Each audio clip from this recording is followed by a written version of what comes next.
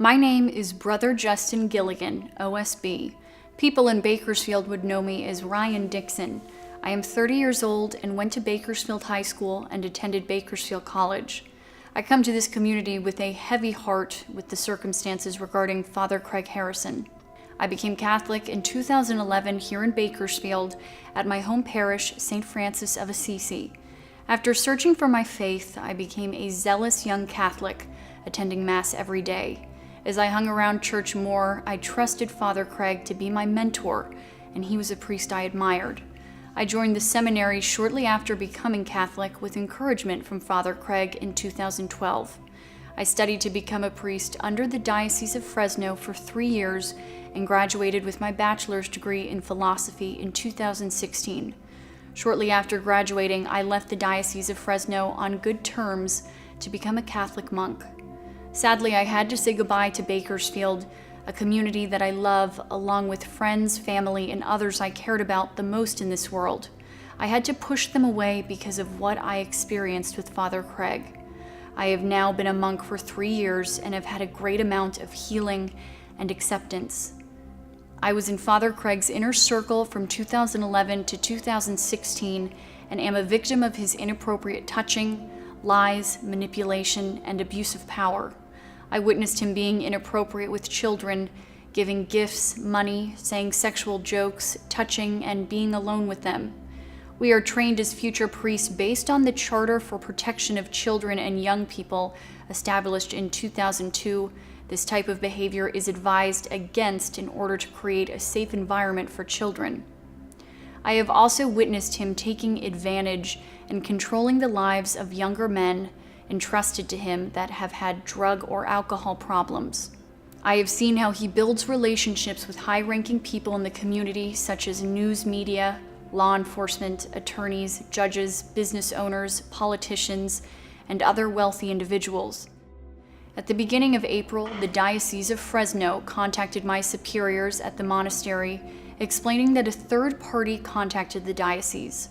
They encouraged the diocese to reach out to me, believing I had very important information regarding Father Craig involving the safety of minors. Teresa Dominguez, Chancellor for the Diocese of Fresno, and Cheryl Sarkeesian, Victims Assistant Coordinator for the Diocese of Fresno, came and interviewed me and another monk.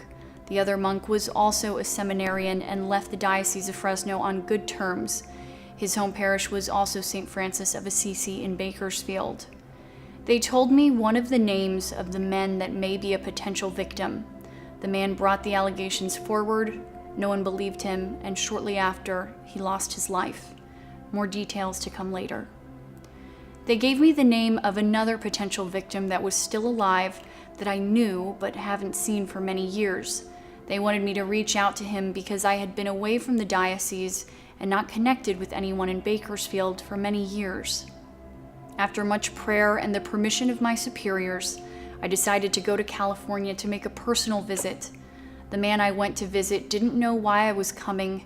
He had no idea that Father Craig was being investigated by the diocese. He told me that he had been abused as a minor and was grateful that I was there. I said to him, "I believe you."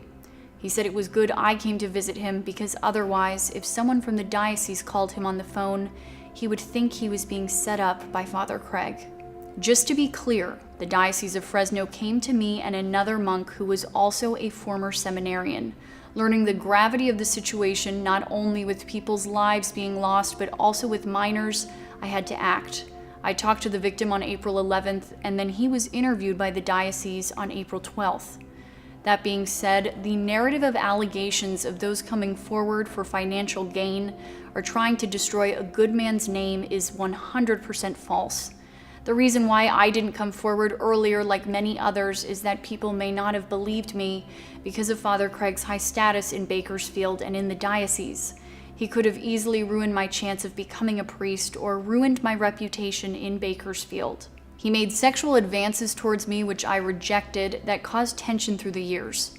As a result, I started distancing myself from the church and people I loved the most in this world.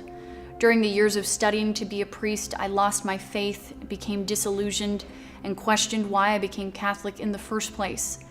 Thankfully, with the help of friends and many great priests, I have healed and now am stronger in my faith.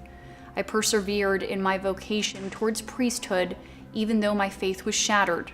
My faith now is stronger than ever as a monk and as a Catholic because I know the Church and the Diocese of Fresno takes allegations of child sex abuse seriously.